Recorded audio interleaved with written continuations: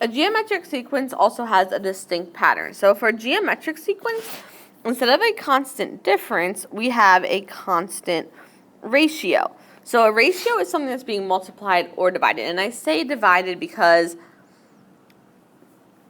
multiplying by 1/2 is also the same thing as dividing. But really your ratio is 1/2. So it's something you're multiplying by and it's constant between each term. So a geometric sequence is generated by a constant ratio from one previous term to the next, and your ratio is just denoted by that letter R. So it wants us to decide whether each sequence is geometric or not. So what I usually do is take the next term and divide it by the previous one, or vice versa, take the term we're on and divide it by the next one. I just check and see if when I'm dividing each of these terms, if it's constant, the ratio that I get. So if I do, for number 1, 2 divided by 1, that ratio is 2. 1 times 2 is 2. But when I divide 6 by 2, that ratio is 3. 2 times 3 is 6. 24 divided by 6 is 4. So because these values are not the same, yes, it is being multiplied, and I know that the next one is going to be 5 and 6 because that is your pattern. It's not a constant ratio. The ratio is not the same each time. So this particular sequence is not geometric. So for number 2, 27, you could do 27 divided by 81, or 81 divided by 27, 27 divided by 9, however you want to look at it. But I usually take the next term and divide it by the previous. So I'll do 27 divided by 81, and I get 0.3 repeated. So the ratio here is multiplying by 1/3, 27 to 9. 27 times 1/3 gives you 9. 9 times 1/3 gives you 3. So here, the ratio is 1/3, but your brain might be telling you, well, I know we're dividing by 3.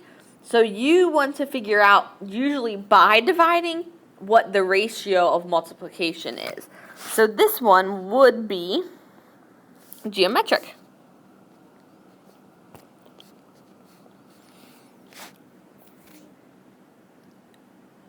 For number 3, same thing again. Now, if you'll notice, we've got some negative thrown in here, and that's fine. Negative 8 divided by 4 gives you a ratio of negative 2. 16 divided by negative 8, negative 2. Negative 32 divided by 16, negative 2. So your ratio here is negative 2, so this is geometric. And we didn't have to write the ratio, but that's okay. Your ratio for number 2 was 1/3. So we're dividing our terms to find the ratio that we're multiplying by, and it has to be the same in between every single term. Now the rule for geometric sequence, just like arithmetic sequence and series, is on your formula sheet, but it's denoted as a sub n equals a sub 1 times r to the power of n minus 1. So the nth term of a geometric sequence with first term a sub 1 and common ratio r is given by this rule. So it gives you guys an example. The nth term of a geometric sequence with a first term of 3 and the common ratio 2 is given by 3 times 2 to the power of n minus 1. So again, n is your term number. A sub m is your term value. Don't get them confused. And a sub 1 is always just your first term.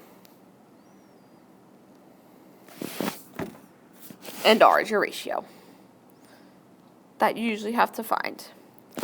But really, if you have the rule, then it's not hard to figure out. And again, it's on your formula sheet.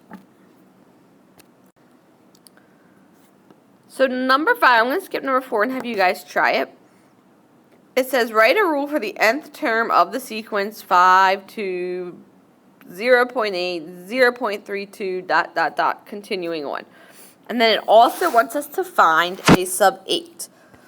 So it wants us to write a rule, and it wants us to find a sub 8, 2 things. So the first thing we need to do is find the ratio. If we have our sequence, we have a sub 1, we can use our sequence to find the ratio, and then all we'll have to do is plug in our n to find a sub 8. So to write the rule, we need the ratio first. So again, I just divide. So I'll do like 2 divided by 5, 0.8 divided by 2. And what I get is 0.4. But 0.4 is 2/5. So we're multiplying by 2/5. Remember, if you're trying to turn something from a decimal into a fraction, you can do the division, get the decimal, then go to math and select FRAC for fraction. So my ratio is a positive 2/5. My a sub 1, or my first term, is 5. So my rule, you need your ratio and your first term for your rule, will be a sub n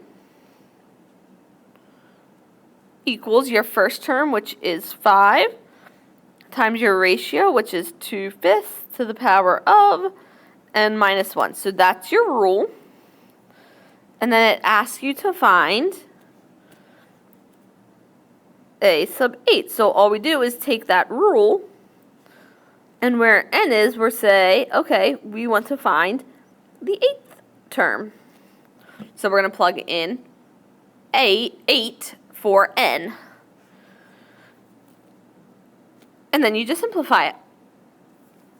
So we get 2/5 to the 7th power. So I'll type that in my calculator, and I get 128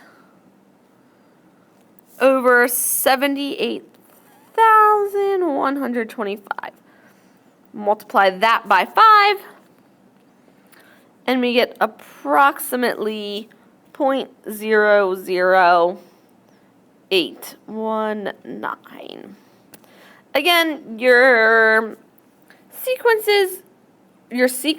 is in decimals, so that's fine. We can leave our answer in decimal. We don't, unless it specifically says in decimal form or in fraction form, you guys can leave it as that.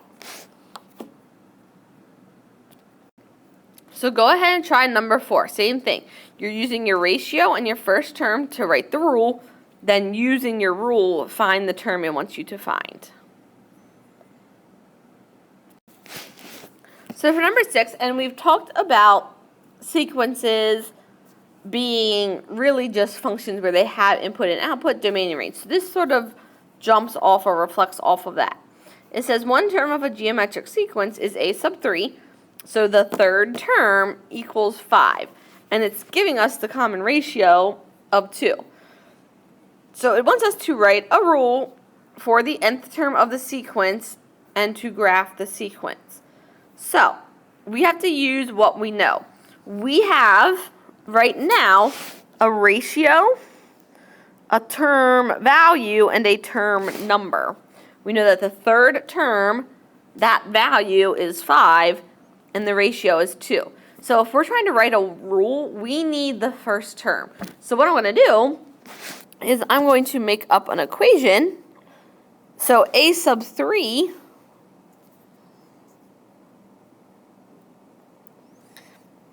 equals whatever our first term is, where that's what we're trying to find, times the ratio, which is 2, to the power of n minus 1, and we're currently looking at the third term, so we'll do 3 minus 1.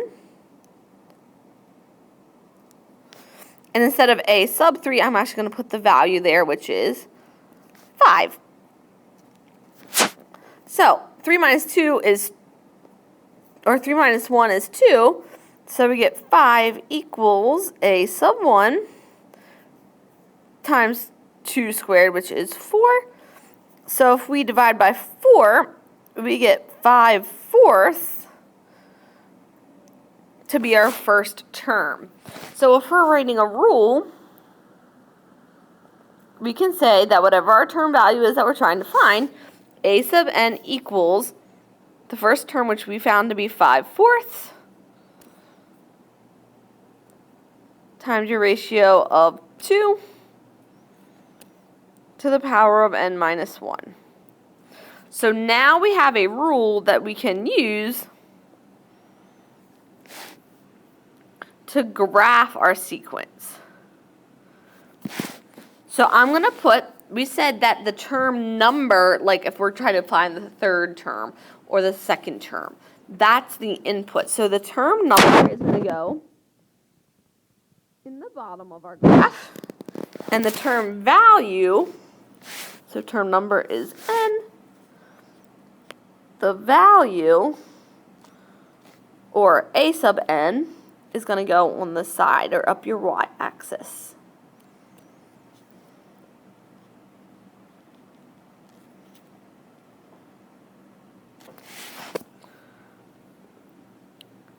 So it starts numbering it for us, 1, and then it'll be 2, 3, 4, 5. So we already know that a sub 1 is 5/4. So it goes by 10, so it's going to be a little hard to graph, but that's okay. Do the best you can. So we're going to find up to the 1, 2, 3, 4, 5. We're going to find up to the 6th term. So we already know a sub 1, so we just need to find a sub 2. So 5/4 times 2, so the 2 minus 1 equals 5/2. And it should go in increasing order. Like I said, I know it's hard.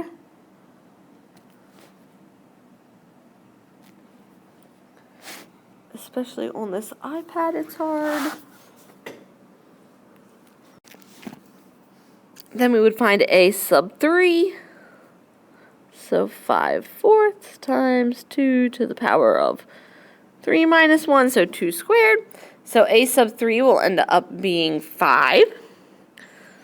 And then I'm just going to do a sub 4, your 5, and your 6. So when we plug 4 in, we get 10. When we plug 5 in, the 5th term is 20, and the 6th term is 40. So a sub 3 is 5. 4 is 10. 5 is 20. And 6 is 40. Now, your brain tells you to connect your dots. That's not what you want, because that would express or note that every value in between those points are also part of your sequence, and they're not. The only parts of your sequence are the actual dots or the points that you plotted. So make sure you're not connecting the dots, because those values aren't included in the sequence. So once you've plotted your points, that's all you guys do here. You're done.